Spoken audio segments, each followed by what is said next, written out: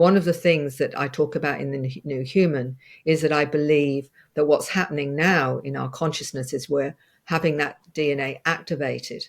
And that's why so many people are opening up to their multidimensional selves, because there's been a trigger or an activation. Maybe by seeing a craft, it's activated that DNA.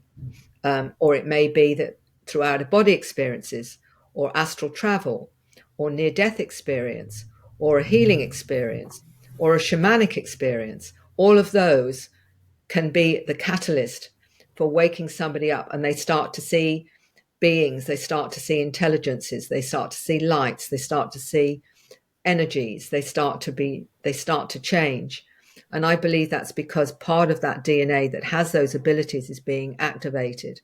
And that's what's going on now, I believe, as part of the New Human, that a lot of these new generations have more activated DNA, which is giving them more multidimensional sensitivities and abilities.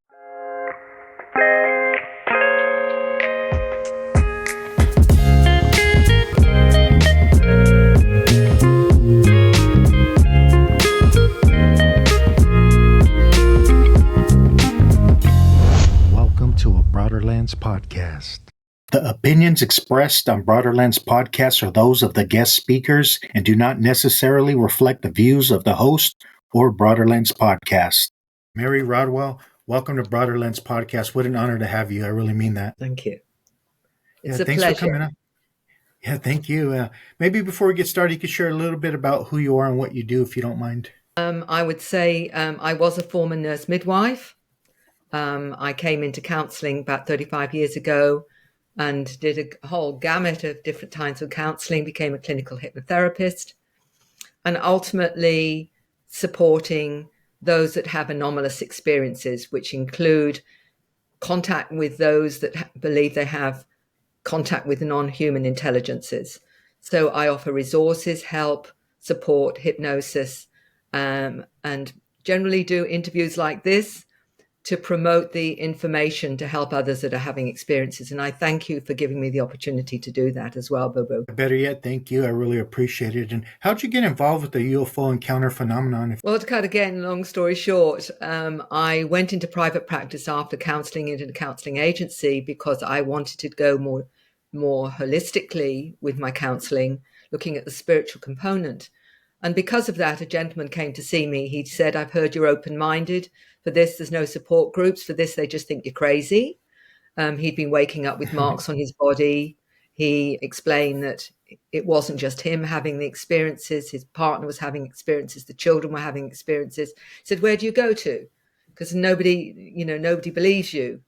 And that really started me off on the journey, because I realized very quickly that this man was not only intelligent, articulate, but he was having experiences that were not just for him, but his whole family. So something very significant about, the whole family being involved. And that started me on my journey. His name's Ellis Taylor. He's now an author of 4 books himself, a dear friend. And I blame him absolutely for taking me down this rabbit hole. How would you invite someone that's a skeptic just to listen to this conversation? Well, I would say to a skeptic, if you honestly think that we're the only intelligent life in the universe, that's a real worry for a start, because we know there are billions of planets, life-bearing planets in the galaxies. And it would be illogical, as dear old Spock would say in Star Trek, to think that we're the only intelligent life.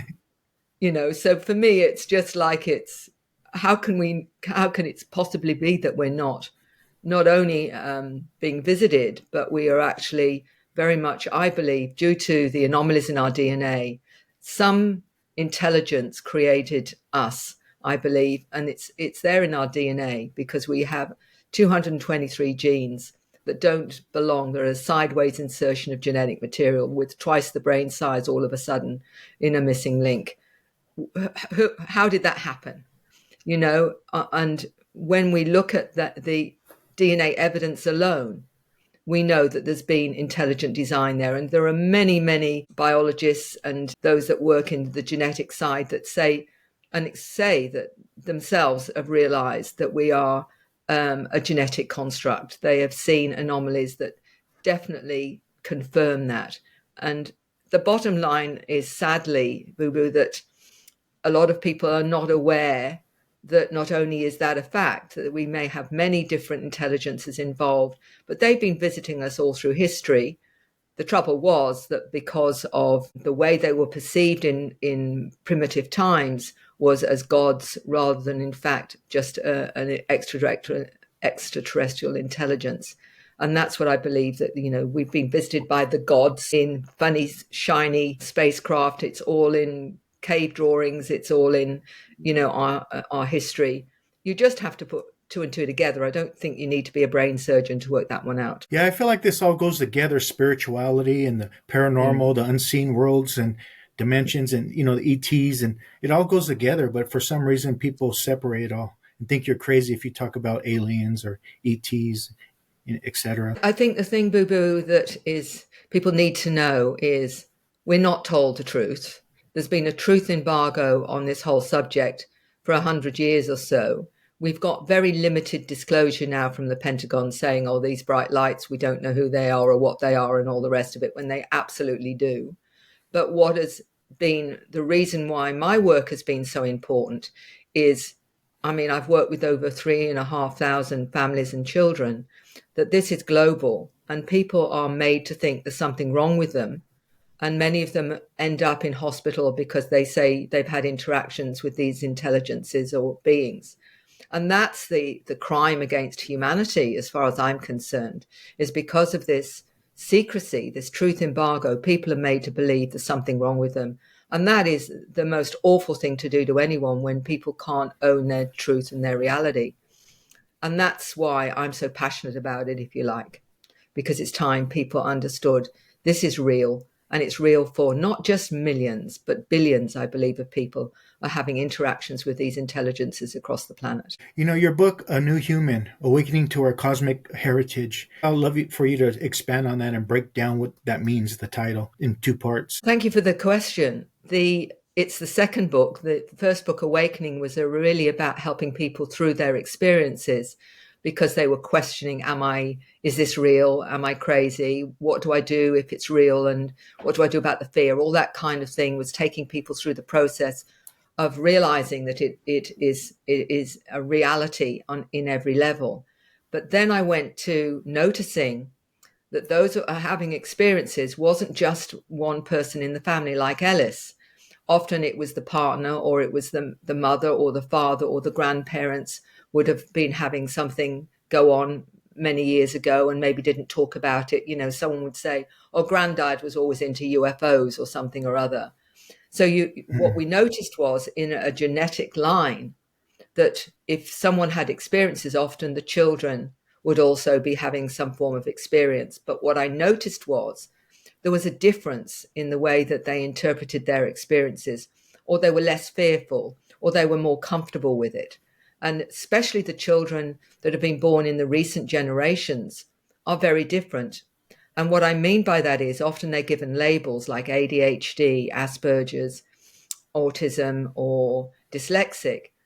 And I wondered why it was that so many adult experiences had children with so-called given these labels. Did it really mean that was anything to do with their experiences? And I came to the conclusion that yes, there are new generations of human being born given these labels because they're very different. Often they're more empathic, they're more sensitive. They have, as one molecular biologist who looked into this, and she's in the book, Dr. Lena Olson, was saying that they have 5 times the sensitivity to touch. Their visual acuity is far wider. Their sense of hearing is far greater. So all their physical senses are greater. But not only that, their multidimensional experience, what I would say is the multidimensional experiences, or what they're aware of, they can see not only beyond the visual spectrum for most of us, but they would be aware of presences. They would talk about having a special friend that takes them up on the spacecraft and teaches them things. So we have many of these children that I talk about in The New Human, talking about not only going up on spacecraft, but what they've been shown how to use abilities that we're still getting to understand psi abilities, such as, one young 8-year-old explained to me that she was so excited that a couple of days before she'd had an experience being taken up on a craft and taken to a planet where she was shown how to levitate, how to use her third eye and her abilities, and also was shown genetic engineering with different species, and said, they're telling me they mix species and they seed them on other planets. Now, this is an 8-year-old explaining her experiences. So what I was noticing was the newer generations of human with parents who'd had experiences were talking about not coming from this planet, coming from other planets, other dimensions. As one 10-year-old said, I came through a portal in the sun, was talking about other dimensions. So what I was getting was this amazing understanding of their previous lives as souls on other planets and what have you. And to me, this was extraordinary because it was conscious memory. This was not hypnosis. This was nobody telling them to believe this. And parents would say to me, I've not said anything. I've not front loaded this child in any way whatsoever. They've come out with this quite spontaneously. And so I give examples of the true stories of these children and what they remember, not only of past lives, but why they've come in with a purpose or a mission or abilities, such as healing abilities and this kind of thing. So the new human is about our children primarily, but also adults that have woken up to their experiences as well. You have a story in there about Amanda. She talks about, I want to go home. And maybe you can touch on that a little bit more for us, if you don't mind. Yes. Well, because, and this is, adult star seeds, as I call them as well, those that relate to coming from another planet or whatever, is many of them are struggling on this planet, and the children, but also the teenagers and the, what I call the other young adults, and generations up to 30 and 40 will say to me, I don't like it here. It's not home. I don't like the way people behave with one another. I don't feel comfortable here. My body feels too dense, but I feel I'm here with something to do. Some of them know what it is that they've come here to do. Some people aren't sure of the reason they've come here, but many of them feel alienated by being on a human planet. And to give you an example of one of the children was saying to me, it was a 10-year-old, and he was explaining in the planet he came from, he was blue, and that it's his first incarnation on planet Earth. And he's picked a mother that's been here many times so that she can help him to learn what it's like to be human. Because many of them are saying, this is the first time that I've come to this planet. Don't really like it very much. People are horrible to each other here, and so this whole feeling of alienation of being here, and some of them identify with the term hybrids because they feel more connected to their other origins, their star origins, which they may articulate as not just coming from another dimension, but may say it's a Pleiades or Andromeda or Arcturus or Sirius, and they would say that's home. This isn't home for me. So there's a real deep understanding spiritually from a soul level that they've come here, don't really like it a lot. It's very hard, but they've come here with a mission or a purpose. And this is what I hear a lot from the children, but also many of the young adults, some of who have said, I've got to the point where sometimes I've just wanted to leave and have really struggled. And, have said, the only way I've been able to handle it is by people who are going onto drugs or alcohol to shut down their abilities and their awareness to actually just live here and survive because they found it so traumatic. And that's what I talk about in The New Human as well, is how can we help them to stabilize here, particularly those that are diagnosed, for example, as ADHD. As one wonderful gentleman in his mid-years who said that he's written a book, Close Encounters of the ADHD Kind. And he said, I've always seen a multiverse in the way that I've looked at reality. And he said, and my ADHD, he said, is what I say about it is always dialed into higher dimensions, because these children are dialed into higher dimensions. And because they're harder to program, because they're vibrating at a higher speed, and they're so aware what is often done is they're medicated instead of actually having what they really need. And Dr. Lena Olson has herself proved there are certain vitamins, extra vitamins, and extra minerals that actually will stabilize those that have the ADHD. And that's in the book too. It's what can you do if you think that this is relevant to your child? How can you help them? How can you understand them?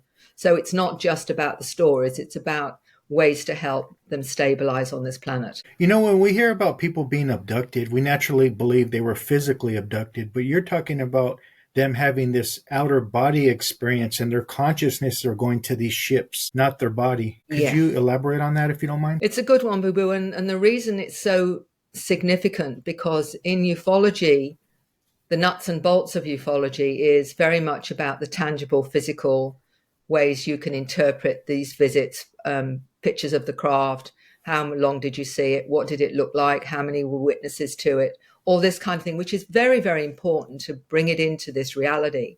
And, you know, in terms of validating the experience. But the trouble is, we're talking about consciousness here. And by that, when we actually did these surveys with the Dr. Edgar Mitchell Foundation, the surveys were with 4,200 individuals globally, conscious recall. And what we discovered was this: out of that 600 questions, we asked the question about having interactions and the depth of that. And 75% of them said that their experiences were out of body, not physical. So we only have 25% that had physical interactions occasionally. Most of it was their consciousness went on board the craft.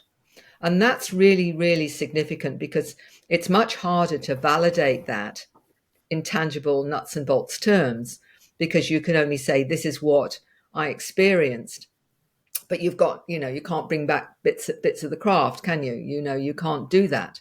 So how do you validate that? You validate it by hearing other stories and finding out similar patterns of experience, because ultimately there are many experiences that are very, very similar. So you can say, oh, so they experienced this as well, or they experienced that.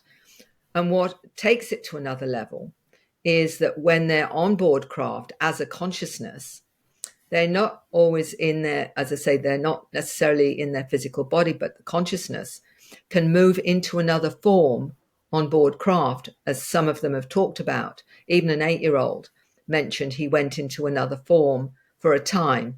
And because he related very much to the mantis beings, saying they're his ancestors and he'll go back to being a mantis when he dies, he went into a mantis form for a time. Another lady saw herself as a scientist on board craft as a grey being. And I said, where's your physical body? And she said, oh, it's to one side, and more or less said it's sort of waiting there, not animated, as it were. And I said, well, how do you get back to your physical human self?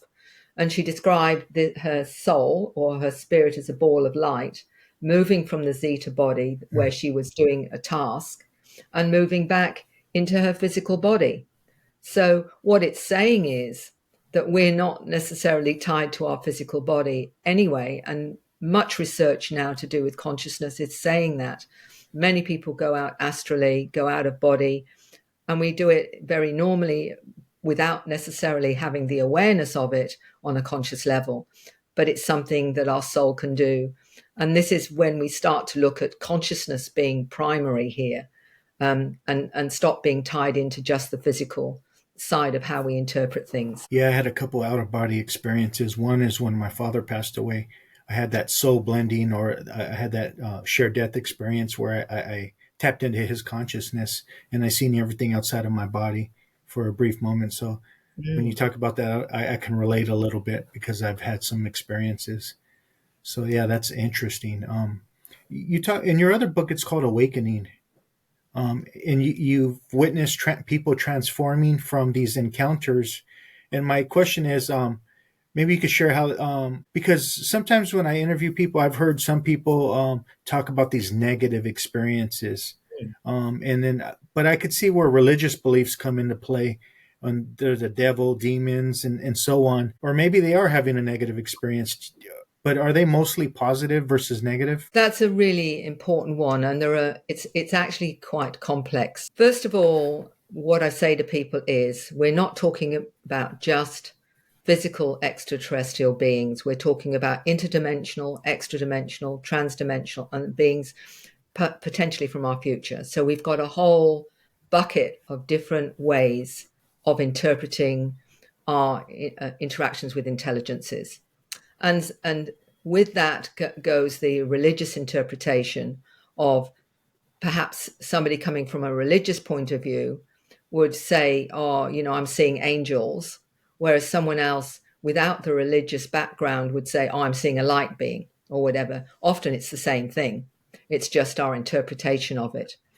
The other thing is that there are obviously intelligences that are benevolent. And in many cases, it seems, certainly from my perspective and from our surveys, that we found out that 85% of those that had experiences, once they'd worked through the fear and the lack of understanding to a new understanding of what was going on, and the shift that it created in their awareness and philosophy. For example, they'd become more conscious of everything having intelligence, being more sensitive to other creatures, for animals, and being very conscious of our connection to everything. They often lost interest in materialistic values. Many of them would change into looking at healing modalities. So a huge shift in even their diet after an expansion of their multidimensional awareness. So ultimately, and that was why awakening, how extraterrestrial contact can transform your life, I discovered with our surveys that actually confirmed it, because 85% said they'd had a psycho-spiritual transformation from their experiences, even after the initial shock or trauma of this belief, awakening to it, if you like. There was about 15% that had very negative experiences. And then we have to look at, why is that? Are some of these intelligences very, self-serving? And that's quite possible. That not all of them are benevolent. That's certainly possible. But what is mixed in with that is what we call the human military interference with people, where they emulate these kinds of abductions and traumatize them. And that's called MyLab, military abductions. I've had to go into that because I have found the most traumatized have been the ones that have had those pseudo encounters or pseudo abductions, where they're not, in fact, extraterrestrial, they're actually human orchestrated. And make no mistake, along with the truth embargo, we know there's huge secrets being kept from the public, including the technology. And they have the technology to abduct people, the technology to make them believe that they're extraterrestrial experiences, because there are life forms that are programmed, that they have created, that make you think that you're having an ET experience when in fact it's a human orchestrated one. And when I've worked with people that have had ET experiences and then human orchestrated ones, there's a vast difference to how they're being treated. So why do they do that? Why do these covert agencies abduct people and pretend it's abductions and traumatize them? They want to find out what happens on the craft. They want to find out what they're learning. They want to know any agendas. They want to know about technology. And the only way they can do that is to abduct people who've had experiences and then interrogate them or drug them or traumatize them to get that information. So that's one of the main agendas of a lot of these agencies. And that leaves people with this confusion of, was that ET? Was that human? And often when you get them to a point in hypnosis where they see themselves in an underground facility, they'll see doctors with white coats and what have you, and they'll describe it quite graphically of what's happened. And one of the fascinating books that I wrote the foreword to was Niara Isley's book, Facing the Shadow, Embracing the Light, where she was in the army and was abducted. She was actually a radar technician, and she was abducted and taken underground and experienced some horrendous treatment and trauma because they wanted to find out what she knew about her interactions on the craft. And she, in herself, she said, the trouble is, it's so extraordinary, the experience of trying to tell people this is not ET, this is our own people doing this, that people don't believe you. They just think it's too extraordinary and don't want to believe you. And who does want to believe that we have our own species doing that to us? So it's very, very hard for people having these experiences to have that and be able to share it, because people don't want to hear it. But the most traumatized, for sure, have always been those that have had my lab experiences. So again, it's really complex, and you can't say it's black and white, because it isn't black and white. And all of us have only got a little bit of the picture. So what is that picture? There's vast range of intelligences. It seems, certainly, most of them seem to be benevolent because of the changes, the positive changes in people after their encounters. That's all I can say. Well, thank you. And thanks to people like you, Les Velez, and many others that help and have a safe place for people to deal with this kind of experiences, because it can be traumatizing.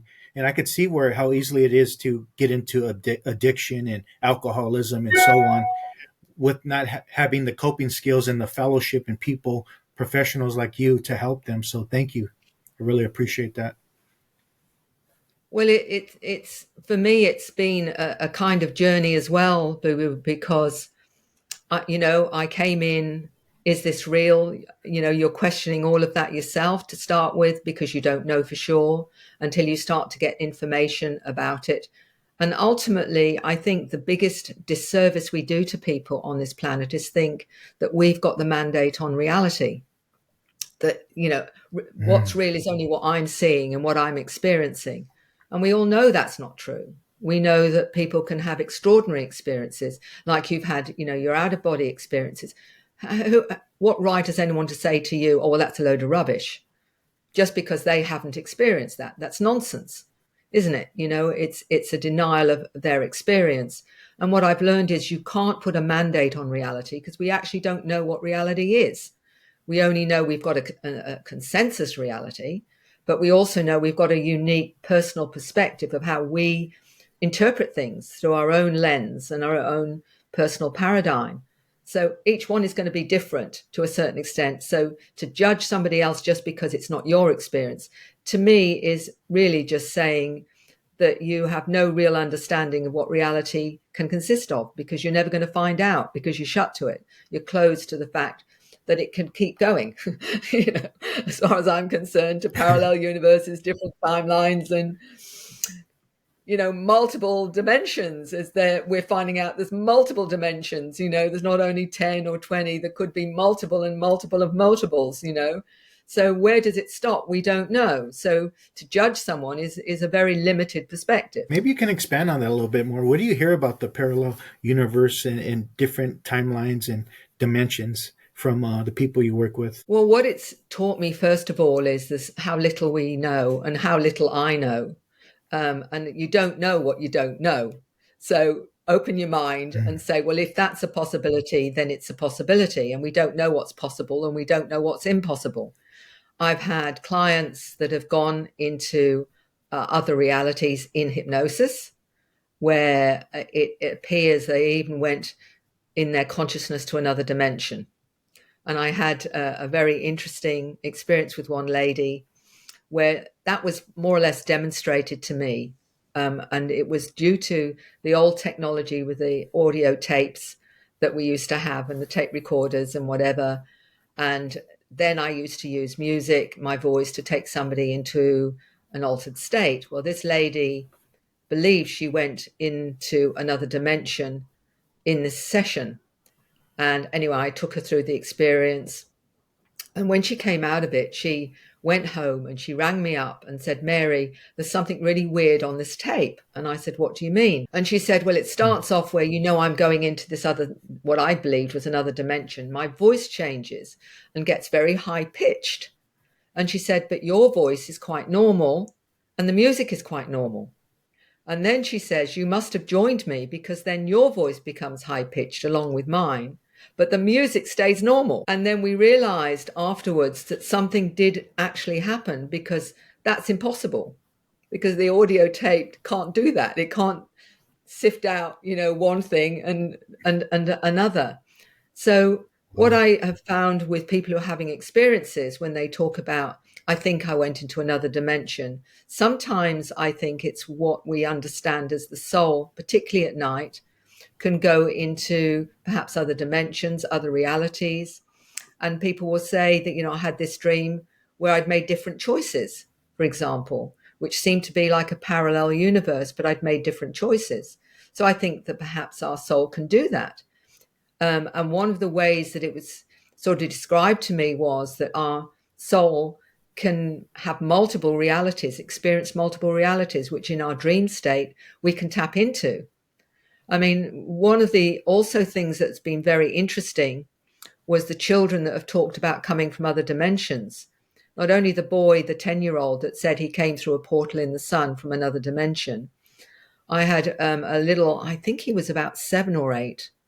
It was still, something like that, 7 or 8, who explained to me that he can go to other planets in other dimensions. And I said, how do you do that? He just said, you have to just know their mathematical number, which is a frequency. And he said, and I can do it through portals. And one of the portals he told me he uses was the runes, that he would look at a rune, it would open a portal for him, and he could go then to another planet in another dimension once he knew their mathematical number.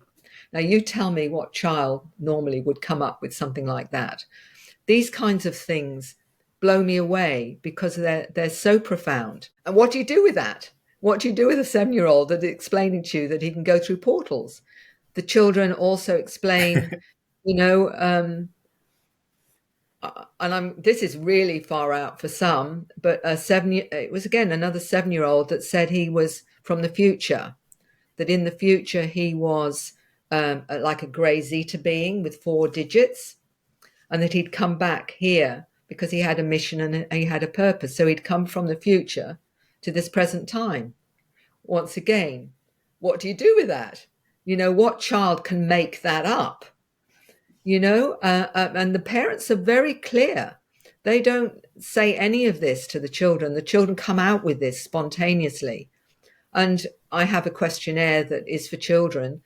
And so I say, if the child is coming out with some unusual information, I have a questionnaire that asks them more about what they experience. And often the parents will say, I had no idea my child was experiencing this. When I asked them about it, they said, oh, yes, that's my special friend that takes me somewhere or whatever. One was quite interesting, was a young lady that told her mum that she's a hybrid and that she's part human, part water being. And her mum said, well, what do you mean by that?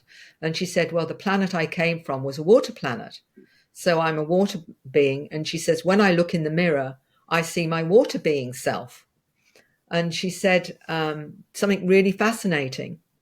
She said when she hears music, she not only hears the music, she can follow the frequency of that music right to the person who's created it and composed it, and what is going on for that person emotionally when they're creating the music. So she takes it to a whole new level and depth of understanding. Again, what child would be able to say that in normal circumstances? And so to me, when you hear this, logically you have to say, what's actually happening here? What is that child tapping into in terms of themselves? I have a lovely bit of video of a 7-year-old who explains to me that she's incarnated as a healer, that she's a hybrid, she's part human, part blue avian. And she said, they're my family. And she said, I've come here as a healer. And I said, so how does it work? And she explained that she comes out with this light language or language, but she says, I'm activating them so they can heal themselves. So she's acting as a healer, but also an activator of healing for the individual. Again, this is a 7-year-old. This is not 7-year-old language in my, it's like, Wow. And these are the kinds of accounts that are, a good 9 chapters of my book are the children explaining, as one child explained to her mum, that when her mum was emotional, she sees colors, different colors coming out of her mouth, different frequencies, but she's seeing them in color. She's seeing emotions in color. Is she crazy, or is she actually seeing emotions in color? And this ties into what we call synesthesia, which is, for those that don't know, is when you have multiple awareness of a particular thing that we'd only see in one way, like maybe the number 8 would be an emotion, it would be a color, it would be a sense, not just the number 7, because they'd experience it multidimensionally. And they say, often scientists say, oh, well, that's an aberration, that's something weird going on. No, it isn't. I believe it's part of our ability, when we become multidimensional, to experience things in more than one way, in a more multidimensional way. And that's what these children are often doing. They're sensing, some of them are able to communicate with animals. And one 8-year-old explained, he came to this very office and he explained to me that he communicates with animals. And he said he's come here to teach humans to have respect for animals and to treat them with respect. He was very clear on that. And the picture that's behind me, see if I can show you that picture. He was able to tell me that he'd been through a portal like that, and I even pointed out to a planet that's on the picture and said it's bigger than that. They actually haven't got that quite accurate. So he's able to explain to me what that picture represented. And that's an unknown artist. I've no idea who created the picture. But this is my point. Is it spontaneous? Their information with no front loading whatsoever. And you have to say to yourself, when you're hearing child after child coming up with similar information, you have to say, is this something very real? And I believe it is. Yeah, in your book, you talk about the children saying, we're here to help awaken humanity. Everyone is asleep, but will the adults listen? And I think that's profound. Well, it is, because a lot of the time I have parents contacting me about their children and they're worried there's something wrong with them or whatever. But when they finally realize the child is experiencing something, they say to me, how can I help? How can I support them? Because obviously for them, they're experiencing more than I understand. And I actually have said to them the same thing. They just need you to hear them, because that helps them deal with whatever it's going on. If mum believes me, even if the rest of the planet doesn't believe them or other people don't believe them, it's so important. And it brings me back to that 8-year-old who was explaining to me that he went on board the craft with 2 of his school friends. And he explained that they were being taught in a room with other children. He said some of them were children that didn't look quite human. And I said, how did you know that? He said, well, their eyes were different. They were bigger. And he explained how they were using their mind. And what was really interesting was 2 things he said. First of all, he said, we're taught very complex things. And I said to him, can you tell me about some of those complex things?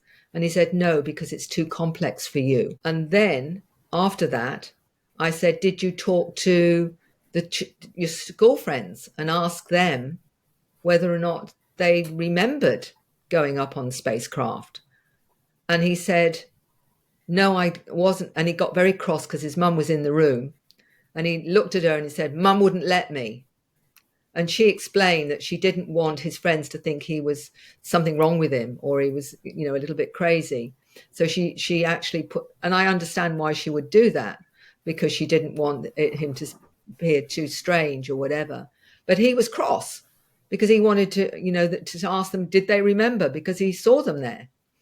And so it's so important that the parent understands and can at least be someone to listen, even if it's not something they can share with anyone else at this time, due to the fact that, what it's like now, the school authorities, anyone you come out with something any different, or you in any way look as though there's something different about you, they've immediately got a label for you that there's something wrong with you and whatever. And that's the problem, is in mainstream, is many of these children are seen as dysfunctional because they're seeing multidimensionally. They're picking up on things. They're tuning into you. Many of them are telepathic. So they're actually able to tune into what you're thinking. And I always remember a 13-year-old explaining to me that she really struggled sometimes because she said what the teacher was telling me or telling us as a class and what she was thinking was very different. And often what she was thinking wasn't very nice. So this is what they're dealing with. This kind of awareness in a society that denies that awareness. And that is why the parents listening to their child is so important. Even if they say, look, you can talk about it to me, but it's best if you don't talk about it to others because they may not understand. When I was a kid, I always had this, I would see certain cultures or environments, countries, and that would look familiar to me, like I've been there before. Even Yeah. watching Star Trek or Star Wars, that looked familiar to me. So I'm wondering if I have had some kind of remembrance of lives, other lifetimes. I would have these astral travel dreams when I was a kid, where I can go to different universes and just fly in the sky and go to different places. And I remember thinking, anything we can imagine in our mind, whether it's with fairies or unicorns or two-headed creatures or whatever, it exists somewhere else in the universe. What I would say is you're absolutely right. I believe anything we can possibly imagine could exist for a start, because how can it, the way that we judge things from our limited perspective, how do we know what we don't know? I mean, we don't know what's possible. We don't know what's impossible. The fact that you connect to that, especially one of the things I say to people when they come to see me sometimes about trusting their sensing, their knowing, their feelings, their intuition, all those kind of things are information from their multidimensional self.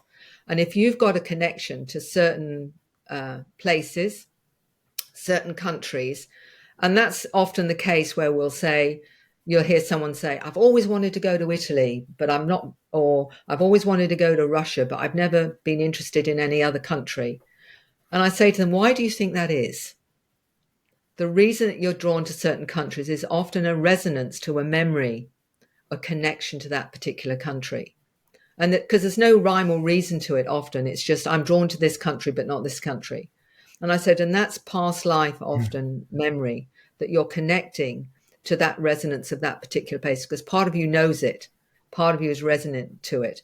And if you take people into, hypnosis or whatever, often then you can actually recover and say, okay, to the superconscious higher self, that greater awareness that we have is, if this is relevant, take us to the origin of this knowing of this particular place. And many times they'll go back to an experience where they may see themselves as male or female in a family, wearing different clothes, having a whole different experience. Past lives are actually quite easy to access if you're open to the possibility that can be the case. It's just a matter of going back to that part of you that knows, the subconscious, superconscious, because I believe it's all inherently held within our DNA anyway. All that we ever experience is held there. And one of the interesting things about understanding what the ETs are saying is that our present life is not, time isn't linear, that everything we are experiencing at the same time, our other lives are all in the same time frame, and we can access that. Whitley Strieber talked about that in The Secret Space School. He talked about being shown about time and space and about how he could remember other lifetimes because it was all actually available to him. And when we look at our DNA, one of the interesting facts about DNA is that 1 gram of DNA, of our DNA, can contain as much information that's held on the internet right now. That's just 1 gram of DNA. So what's held in our DNA?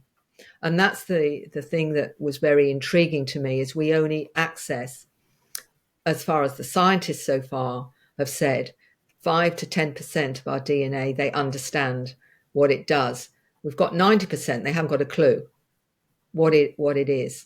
Why is that? And what is that? What's held in that DNA? And one of the things that I talk about in the New Human is that I believe that what's happening now in our consciousness is we're having that DNA activated. And that's why so many people are opening up to their multidimensional selves, because there's been a trigger or an activation. Maybe by seeing a craft, it's activated that DNA.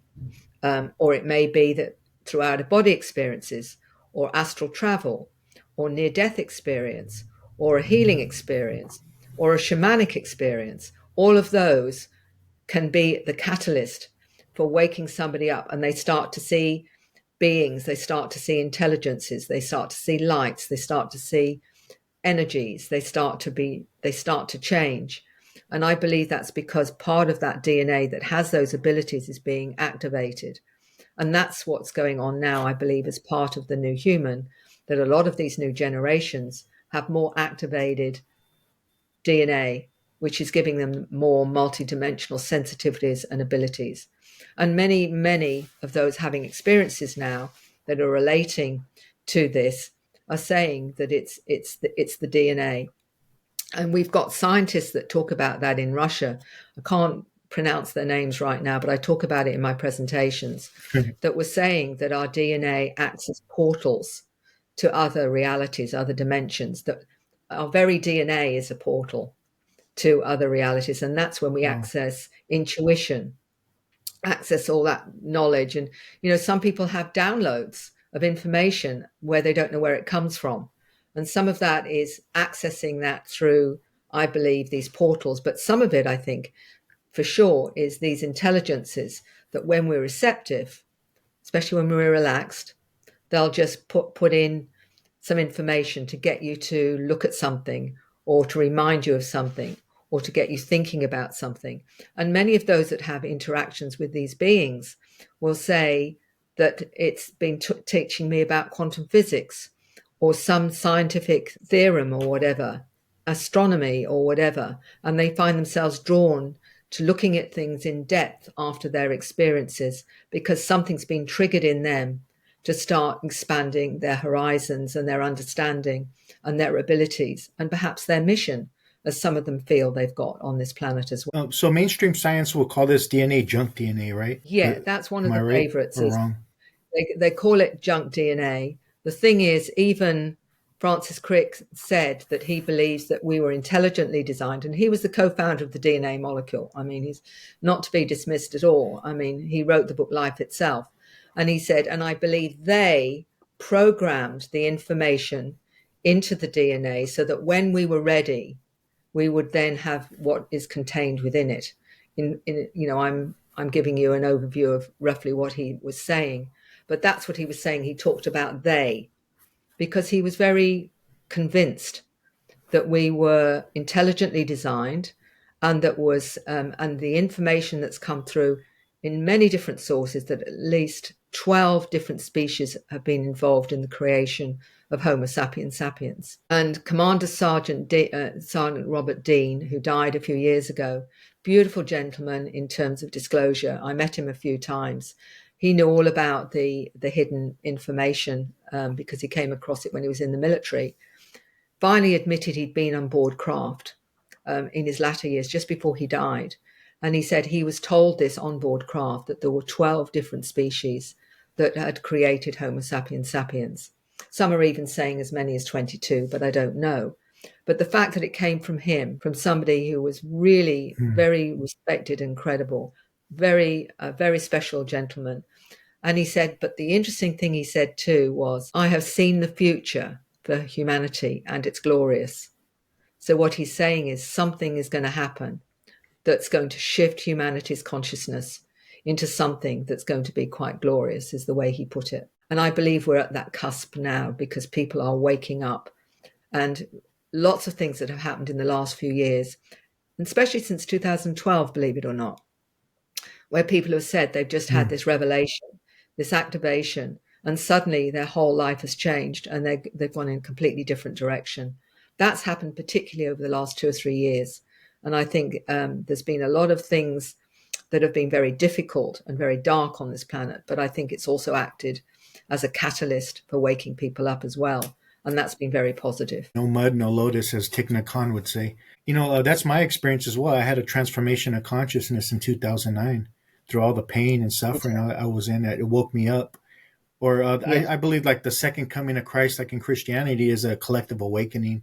Or like the next Buddha would be a collective awakening within ourselves as individuals and at a collective level. I totally agree. But going into religion and human origins, what's your take? You believe that we were like the Anunnaki story, for an example?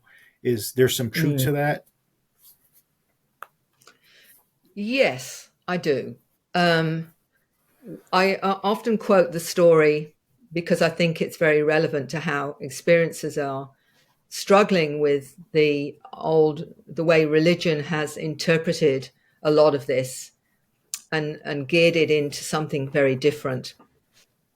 In my book, I talk about the religions. There's a whole chapter on that, and there's two ministers of religion that have come out and said they've had ET experiences and what have you, Reverend Carter and Jeff Schultz, both of them being ministers, and how they've changed their understanding of the doctrine to fit in with the ET experiences. But what was fascinating was that a young Indian adult contacted me some years ago, and he said, Mary, I'm a star seed. I've always known I'm a star seed.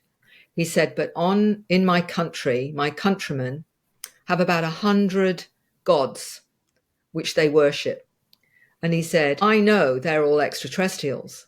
He said, but I can't say anything to my family, my relatives, or anyone else that you're worshipping extraterrestrials. They're not gods at all. Now, where do you go with that?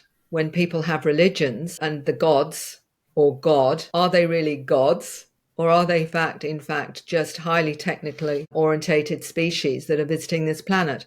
And my answer to that is, as far as I'm concerned, they all are, from a modern perspective, extraterrestrial intelligences, some more benevolent than others. When you look at some of the gods, they were pretty harsh and pretty nasty and fairly barbaric and what have you, which doesn't really fit in with all love the Christ consciousness talks about, which is, about love and compassion and acceptance and non-judgment and all that, which is a lovely frequency of acceptance of everything.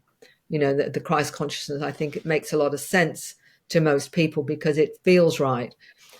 When you get religions that are telling you to deny somebody else's belief system or to think that you're the only ones that God loves and what have you, I have a real problem with that. What I'm hearing is a lot of the time is if they are in fact the not gods at all, and the Anunnaki obviously weren't gods, they were highly technical, and there are many different ones that came in, perhaps we've interpreted as Anunnaki that may or may not be as well. I know that, one of the things I want to say to people is that when they think of extraterrestrials, they think of the little greys, think of blue beings, they may think of reptilians, they may think of mantis, they may think of light beings, and there's a few others. I have a family that I've been connecting with, and they're not just the only ones, but the whole family are having experiences. And the 17, 18-year-old young girl is one of them, that she's drawn about 260 at least beings of species she's seen and experienced. So that's just her. Another lady that was talking about the greys, or the Zetas, as they're sometimes called, she said, Mary, I know of 165 species of grey. So when we're saying, there's this, and this, and interestingly, with the surveys that we did with the Dr. Edgar Mitchell Foundation, was the first type of beings that people were seeing was humanoid light beings, not the greys. That was the most seen. And people don't realize that because we're just shown, it's all the little grey ones or whatever. So because of what is put out there, people have a very skewed idea of what's actually going on. And because a lot of people have been brought up in the fear of that, they see everything in a fear-based way. And unfortunately, a lot of the films that we've seen about these intelligences have not been benevolent pictures of them, except for maybe E.T. There's one or two, but most of them have been very dark. And I think that that's been the problem, is when we do get disclosure by the governments, I feel they've got their own agenda with that. And I'm not so sure it's going to be a good agenda. And this is why I think it's really important. If they were all negative, we wouldn't be here now, because they could have taken us out at any time in history. Even when we started to attack them, as we hear that the military have done, most of the time they've taken evasive action. They haven't, in fact, been destructive. And that's what people need to know. One of the interesting things with meeting some of the whistleblowers, and one of them, Robert Salas, for example, has written a book, who wrote about being on a military base in America in the 60s, where there was a craft seen outside the perimeter. And he said this craft, actually, what had happened was it deprogrammed the nuclear missiles. And he said, and in fact, it's done it in many of the military bases around America, but it also happened in Rendlesham Forest, in Bentwaters, in Suffolk, in England in 1982. The same thing happened. A craft was landing by this American base with all the cruise missiles, and what they discovered was that the missiles had all been deprogrammed, that they'd made useless, and it was all covered up because they didn't want the Russians to know about it, because it was still the Cold War then, and they didn't want the Russians to know that they were actually helpless and that they'd been switched off. So these beings are saying, nuclear warheads, not okay. You're going to destroy the planet, not okay. And I think that's part of the agenda of waking people up on the planet too, because at the moment we've got what I believe is it's like we're all a 3-year-old child with a loaded gun, and we don't realize it can kill it and destroy. And we're being upgraded to wake up to the reality of what the potential is to destroy this planet, but also, destroy humanity. And so I think that part of this awakening is so that we reach a consciousness that gives us that sense of morality and spirituality, where we don't want to do this anymore, that we don't want this to happen. That's my sense. I mean, I don't know, but you're constantly trying to work out, well, what is it? But if they wanted to take us out, these intelligences, they could have done that at any time in history. They haven't done. So why are they bothering to upgrade us unless they really do care? And there's no doubt that that's what's happening as far as I can see from my research. Is that true that once that atomic bomb was dropped in Japan, it got their attention? A lot of different ETs' attention? I think without question, because they've told many experiences that we can't do this, that in fact it also affects them on a dimensional level as well. So it's highly dangerous. And so I think there's been a rapid program of accelerating human consciousness. And that's why so many new generations are so very different. And they're giving us, say, all these labels as being dysfunctional, when in fact what they are, and I believe the reason behind changing their mindset and making it harder to program them has been deliberate, because it's our programming, the shutting down of our intuition, our multidimensional selves, being told it's not real, it's imagination, you're creating it, you'll go crazy. So keeping us only with the trusting of our 5 senses means that we are not open to the intuition, that awareness, that other part of us, which is the greater part of us, connecting to our soul, connecting to our spirituality, that we're, laughed at or dismissed because that's just you imagining that, or you just creating, when in fact it's guiding the 3D self, and we need that to actually guide it. And so the more we can retain that or remind ourselves or have it reactivated, enables us to be a more whole human being, which is, what we've been programmed out of, I believe, through education, through science, through religion, through every bit of, I think you'll know this, but more than a little, is a lot of what we've been fed through traditional sources, you learn has not been accurate. And I would say a lot of it is actually BS, and that you almost have to start again and look at things from a completely different angle to get the truth that has been hidden from us. And I know for some people, they'll think that's all conspiracy theory or whatever. It's not a theory. It's actually true. If you go and you really look at what is the truth behind our heritage, our history, the truth of how you interpret what you've been told, you will find that you may get a completely different version of reality and what is the truth on this planet. If you're a truth seeker, you'll be open to doing that. Yeah, I've debated with some anthropologists and archaeologists, and it seems like they're trying to stick to one narrative, even if there's evidence of other things. Like look at like the Anunnaki. I love how you touched on different races. We automatically think it's one set of beings, but Anunnaki means those who came from heaven or heavens to earth. So that could be a number of different races. But you see Akhenaten, for an example, the elongated skull, and you find these around the world in Peru, and like that's not human.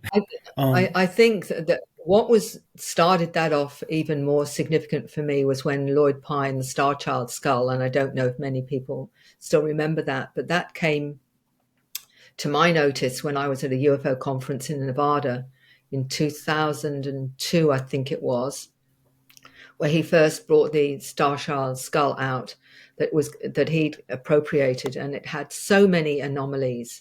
It was found by a human skeleton in Mexico, I believe, and he wrote about all the different differences to the human skull at the end of the day. Without question, it was not human. And now we have the Pericles skulls in Peru with the elongated skulls, and people say, oh, well, they used to bind the skulls and what have you. But what they don't realize is there were fetuses found in some of them had the same skull, the same elongated skull. And they've been found all over the world, and even found in Australia. And that's been discovered by Even and Stephen Strong, two wonderful people I know very well that have come across these skulls in Australia as well. They've been all over the world. And these are these beings, and some of them did interact and procreate with humans.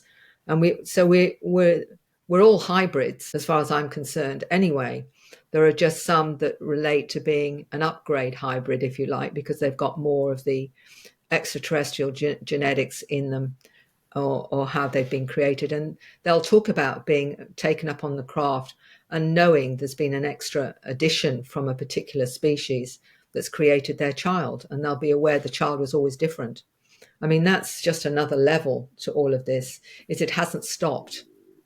It's continually going. And what's been interesting is that people say, well, when are these beings going to come and save us? You know, we're waiting for them to come down and save us now. And they're saying, but we've already been helping you, because what they've been doing is bringing their own people as a soul and putting them into a human body, so that that soul actually feels connected more to whether it's Andromeda or Taurus or Pleiades or whatever, and saying that's home, that's my family.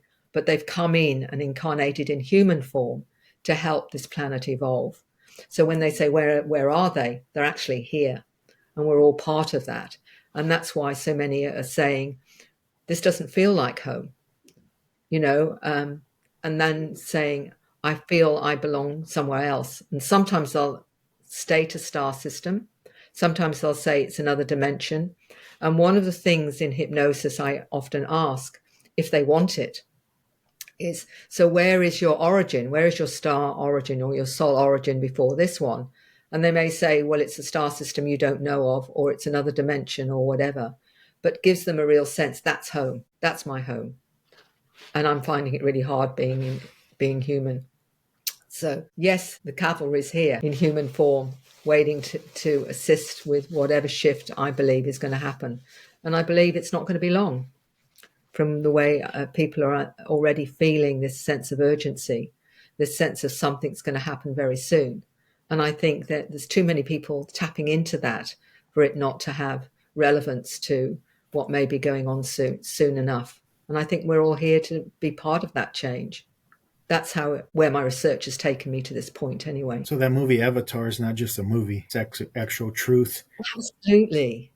Well, if as a child can describe to you that he evaporated from his human body into a mantis form on board craft, or we know what that's really saying, when you've got a young lady telling you that 1 minute she's in a Zeta body as a scientist, and her consciousness, like a ball of light, which I will say connects to what a lot of people are seeing in photographs, balls of light, souls, going and reanimating a human body.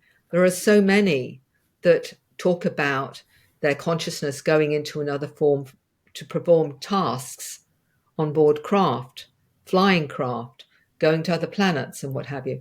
Is that all made up, or is it actually true? And if you get enough people, and I want to say to people that it's really important you understand, my clientele can be anything from an astrophysicist, lawyer, doctor, psychiatrist, social worker, nurse, farmer, housewife, 3-year-old, 5-year-old, 10-year-old, different cultures, different beliefs, the whole, you name it.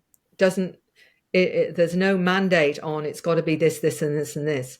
And what I want to say to people too is some of those have not been believers as such. They've not even believed in ETs. They've not even believed in any of this until they've had their experience. And then they've got no choice, because it's their experience that's brought them into being a believer.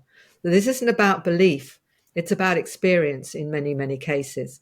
And that's really important, because there's this whole idea is, oh, well, you're into Star Trek, you're sci-fi fanatic or whatever. No, that's not the case in often a lot of cases, that it's been experience that's brought them into this, not I want to be like Star Trek. Do you believe the archaeologists and anthropologists are trying to use the race card to hide the truth?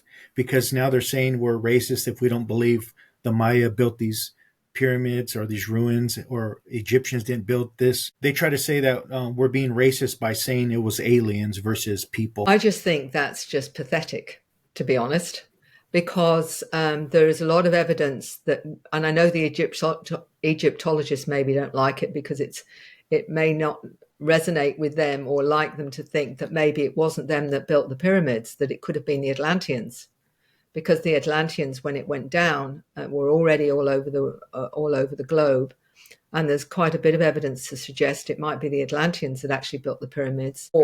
And the Atlanteans, not all of them were human, from what I understand. People who've had past lives have said many other intelligences were part of the Atlantean civilization. So, with technology way beyond what we have now. And let me give you an example of something to do with the pyramids. I remember many years ago, a young boy saying to his mum, who was telling him about the pyramids and how they were built. She was describing the slaves and all the rest of it. And her 5-year-old got very, very upset and said, "No, Mum, you're wrong. You don't know. I was there and I saw what happened." And he said, and they changed the density structure of objects large and small, and they levitated them into place. This is a 5-year-old. I was there, he said, and this is what they did. So it's quite possible, and the Egyptologists and the Egyptians may not like to hear that perhaps it wasn't them, but another race before them that may very well have created the Sphinx and the pyramids and all the rest of it. And I think that it's like, get over yourselves. Ultimately, what matters is the truth. It's not about being racist. It's not about saying I don't like the Egyptians, or I think the Egyptians are stupid or anything. It's about truth, isn't it? It's about what is the truth and what civilization actually created these things. And and the bottom line is, for me, it's just childish to throw out silly statements like that. There's a lot of childish stuff going on the planet right now with gender stuff, and I won't get into that and my thoughts on that, because I'm an older generation. I'll tell you what a lot of BS, a lot of it is this nonsense about offending someone who wants to be offended, which to me is, get over yourself, mate, because we all have different ideas and we have a right to them, whether or not you agree with it or not. I really don't, you don't get into this particular work that I do and worry about what people say, because if you did, you wouldn't do any of it. And I really, at my age, I really don't care a stuff. Either my information makes sense to you or it doesn't. And if it doesn't, that's not a problem. I'm not here to convince anyone. This is what I found, and I may not be 100% right. I may be partly right, but it's what I found to date. The bottom line is that this isn't about petty things like racism, because I think that's petty. I don't think most people now acknowledge we have all been different colors, different races, and different species. So that wipes that one out for a start. We've all been black, white, indigo, and God knows what else in our soul incarnation. So that doesn't wash with me. What does wash with me is, what's the truth? And I think we as a species deserve the truth. And I think that we've been prevented and deliberately lied to so that we don't know the truth and who we are. And I think that's a crime against humanity, to be blunt. When the U.S. invaded Iraq, before that happened, they found the tomb of Gilgamesh. Since we were speaking about the Anunnaki, they found the tomb of Gilgamesh, and Iraq didn't have nothing to do with the Twin Towers. Do you believe that they went there to get something out of the tomb of Gilgamesh? And what are space arcs? Because that's a new term for me. I've been hearing that a lot lately. Well, I'll tell you a little bit of a story around that. When they actually invaded Iraq, and it was supposed to be finding weapons of mass destruction and all the rest of it, I got information from a very good source who was an intuitive, who said to me, that's not what they've gone in for. there's technology there, ancient technology, and they're stopping Saddam getting a hold of it. They want it for themselves. And I found this quite extraordinary at the time because I didn't know what to believe, because it was from an intuitive, but I trusted her source. And I knew of an intelligence person that I had access to at the time. So I thought, I'll just run it past them and see if they've got anything they could tell me. And what this person said to me was, don't talk about it, don't write about it, don't email, don't even go there, Mary. In other words, shut up fast. Now that said something to me right away. And I didn't give it very much thought, thinking, well, there's something very accurate there. My understanding now about that was that they did find a Stargate, that there was other technology, because they also, you notice what they did was they ransacked the museum as well. Yeah. All of that fits in with all of that. Now, since then, I've discovered about the space arcs. Michael Sala talks about that with JP. There's been others come up with space arcs, not just in Bermuda Triangle, but also in Romania, why the Sphinx, and other places. And I've forgotten the gentleman that talks about it in Japan. Moyen, I think the gentleman is a Canadian, Moyen, who talks about one in Japan under the Mount Fuji, I think it is. So there's a lot of information coming out where these space arcs, which are spacecraft that have been hidden underground for, I don't know, millennia, that are being activated by consciousness. The interesting thing. Now, I didn't know anything about that until I did a regression with a lady in Canada who wanted to know about her experiences with some of her friends on board craft.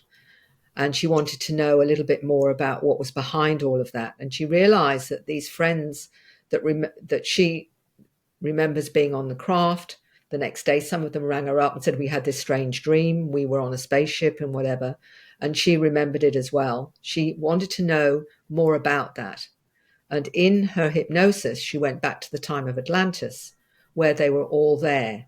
And they had this particular mission, which they failed. So they've actually come back to this present time to carry on the mission. And part of that was something to do with a plant, a special plant that she was shown they're going to give to humanity. And she was shown this as well.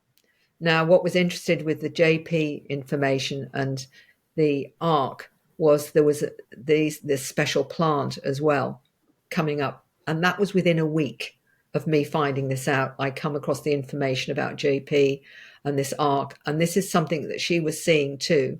She was being shown was this arc, and somebody else, that it was conscious, and there were beings inside, and one of them was a huge being, like an avatar, a vessel, like a humanoid, but which sounds very much like what we know about the Anunnaki and what have you, these beings 10 or 15, 20 feet tall or whatever, but not conscious.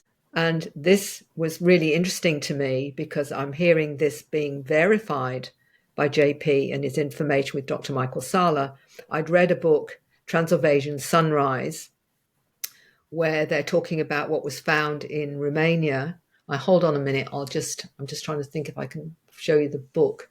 Anyway, it's called by Peter Moon anyway, and another author, where they'd gone in 2000 and was it 2002, 2003?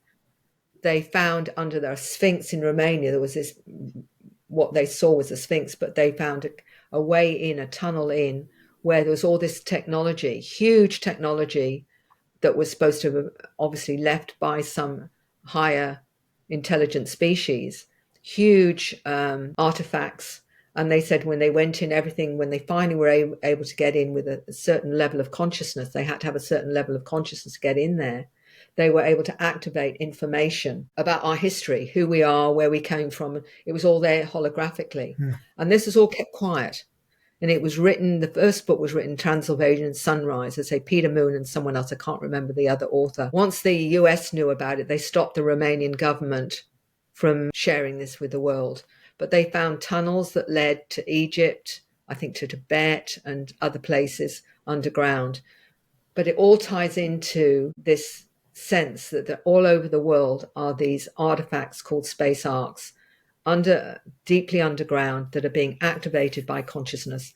There's supposed to be 2 in Ukraine, which the Russians know about. And the real reason the war is going on is not to do with all they're saying, but to have access to these 2 arcs that are actually in the Ukraine, which the US want. And so do the Russians, because they've got one in Russia, at least one in Russia. There's one in Australia, there's Brazil, they're all over the world, Japan, all over the world.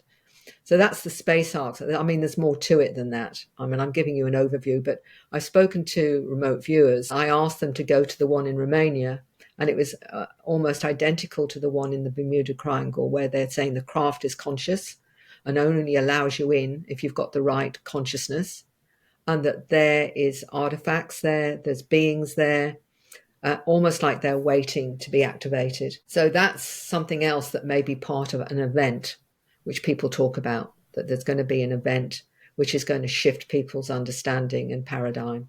So it all sort of ties in, but, most people won't have any idea about that. But for me, the reality was hearing it, coming into it kind of from a different perspective, gave it more tangibility, because I hadn't read about any of this prior. It's only afterwards it was validated, like the one in Iraq. And I thought, yeah, so we know now that what happened there.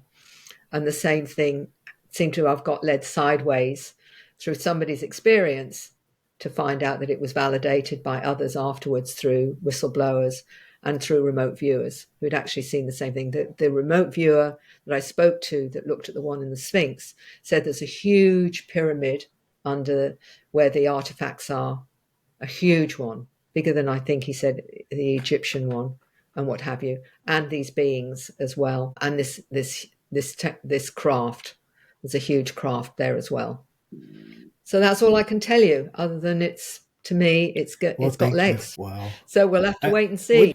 How were they able to see the history, the past? Well, apparently when you went in there, you just had to touch certain things and it would all come in front of you in a hologram. They would actually show you the past, the present, what actually was, the true history of the planet, the true history of human beings. There was a wonderful film that I saw many years ago, I think it's in the 90s, called Mission to Mars, not the more recent one. I've forgotten who the actors were in it. But in the Mission to Mars in the 90s, as I say, I've forgotten now, they actually went to rescue somebody who'd been trapped there, that had crashed and got trapped there. And they went back to Mars to actually find him, and he had survived. And he was explaining there was this huge mound, the face on Mars that they've shown people. Yeah. Well, it was like that. It was like this huge mound that looked like the face on Mars, covered in sand and what have you. And he said, but there's something coming from this particular mound. And he said, and I want to find out what it is, what's going on. Anyway, to cut a long story short, they find that it starts to vibrate, this huge mound, and they end up going and finding a way in. And when they go in, they're seeing this huge room with all these artifacts and holographic beings explaining the history of Mars, and that they had to leave Mars and what happened, but the history of where they all went from Mars. And the beings looked a bit like mantis beings, a little bit like them, but holographic in form. And they talked about one of them going and showing you one of them came to Earth. And it was like, are we really being shown what actually happened? That there was a disaster on Mars. And so the species actually went to different places in the universe, including Earth. And that triggered something in me. And I had the weirdest feeling around all of that, because it was like, that's what happened. And I can't explain it to you, but when you see something and it just really resonates. And I looked at that and I thought, that's what happened. That's exactly what happened. And the guy, because he'd lost his wife on the journey out, decides there's a pod there, and he decides he's not coming back to Earth. He's now going to explore more. And what we found was he went into this cylinder because he was going to go somewhere, because what we found was under the man was actually a spacecraft. And the spacecraft actually ultimately left while the others went back to Earth. He went in the spacecraft to wherever it was going to take him or whatever. But in the room was all this holographic, everything they pressed and touched showed them information about the world, about universes, about what happened to them and all the rest of it. And I sense that it's a similar thing that they found in this Sphinx, which is all written about in 2000. I think it was 2003 when they found it. Romania was going to talk about it publicly, but the US stopped them. And so it's been kept quiet. But there's about 8 books now about what they found and the tunnels that led to other places, including the Middle Earth, and what, huge tunnels under the earth that are going all over the place. And this craft is there, and it's sentient. All the craft are sentient. And that's what they say, that they will only allow certain levels of consciousness into the craft. You just can't go in, whoever you are. You've got to have the right level of frequency before these craft will let you in and let you see what there is to see. Yeah, thank you. I want to read that book, Pale Horse, again, because I think Michael Cooper touched on the hologram seeing the past, how it really was. Yeah. But we know what happened to him. He was murdered, right? Yeah. And this is it. This is the crime against humanity, as far as I'm concerned, is that we're not told the truth. We could be in such a different space right now in terms of what's happening on the planet. All this nonsense about fossil fuels and all the rest of it, when they've got free energy available, where they've got healing techniques that would heal everything all the illnesses on the planet and what have you. They've got med beds that not only heal but actually regrow limbs, all this kind of technology that's come from the ETs, anti-grav craft, all this kind of stuff that would change this planet. We would never need to burn another tree, or people wouldn't need to starve. They've got replicators, they've got all this stuff, and only a certain percentage, a small percentage of elite have all this technology, and the rest of us are still being kept primitive. There's no question in my mind there's a breakaway civilization where they have access to all of this, and we're still kept, chopping wood and making fires. It's, and being told that we're destroying the planet. If people really knew that we've had the technology to create free energy without any of the damage to the planet itself, what would happen?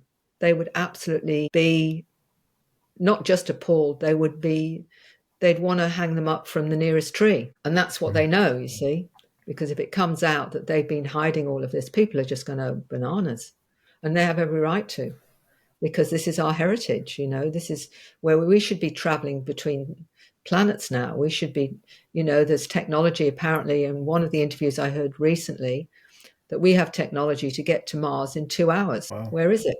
What's the purpose of reincarnation in our soul journey? Well, a lot of people seem to have a problem with the reincarnation philosophy for whatever reason. I don't have a problem with it whatsoever. I think it's an interesting way for the soul to learn certain lessons about, because I believe we're all aspects of the source, whatever name you want to give the source. What I believe is that each aspect of the source is wanting to experience, to understand, and to grow and have an adventure, if you like.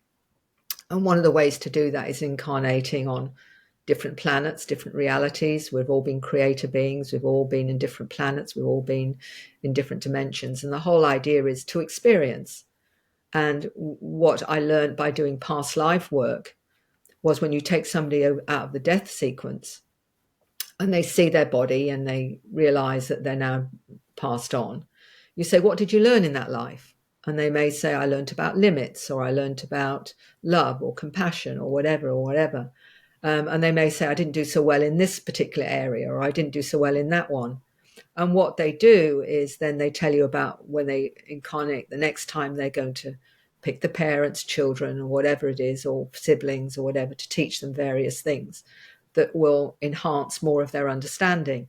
And there seems to be something called soul groups, where we all reincarnate in different roles time and time again to teach each other things. So in one, for example, one might be the perpetrator and one victim in one life, where that will be reversed in the other. So they get to know what it's like from both sides, and through that grow and learn. To me, it's a school, that the reincarnation is different terms in different schools. And through it, we grow and we learn. Sometimes we don't do so well, and we say, well, I'm going to have to focus on that next time or whatever. But it's all about experience and learning and growth as part of the total consciousness of who and what we all are, as we're all linked together anyway. That's as much. And I think reincarnation is a good way to do it. If you've been a victim in one particular life and someone's been the abuser, what better way to teach each other is to reverse the roles of you to have the opposite experience, so you understand from both levels. I think that's a really good way of teaching a soul what's loving and what's not loving, in simple terms. So I think reincarnation, until there are some people saying this is the last time I'm reincarnating on Earth, I'm thinking, okay, you've done your dash down here on planet Earth. You'll probably go to another planet or another dimension or another higher frequency to learn from that level or whatever.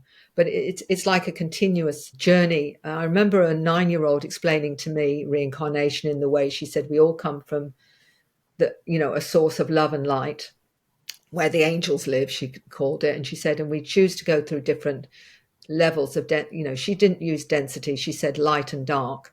And she said, and we're all there helping the ones not so aware. We're there to help them get to a higher level. And we have beings and souls above us that are helping us to go to another level. So we're all helping each other up the journey back to source, was the way that she described it.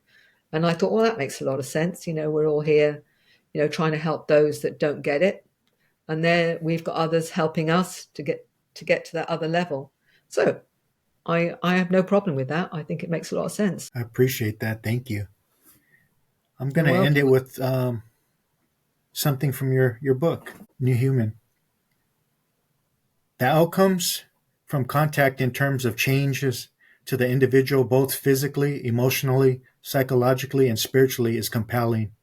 It is clear that 85% had undergone a major transformation from the positive. They had become more spiritual, compassionate, loving, psychic, with a better understanding of themselves and their purpose in life. They have become less egocentric, with more concern for the environment and less concern for monetary values. So thank you for coming on and helping us expand and understand that. I really appreciate you. It's been a real pleasure, Boo Boo, and thank you for inviting me. And I want to also say thank you for doing what you're doing, because it's only through individuals like yourself committed to putting information out there to help people. You give me a chance to share, but also you're giving so many others the chance to share as well. So thank you for all that you do as well. Yeah, thank you for all that you do. So I appreciate it. Take care. Okay, take care. Just know we out here. Know we out here working in a major way. Had to speak on it just to make a play. Any given subject, know we make a way. Time to level up on the day-to-day. Know we out here working for the greater good. Expand your mind, broaden your lens the way you should. From the stars to the galaxy to speak on spirituality. Higher understanding for the neighborhood.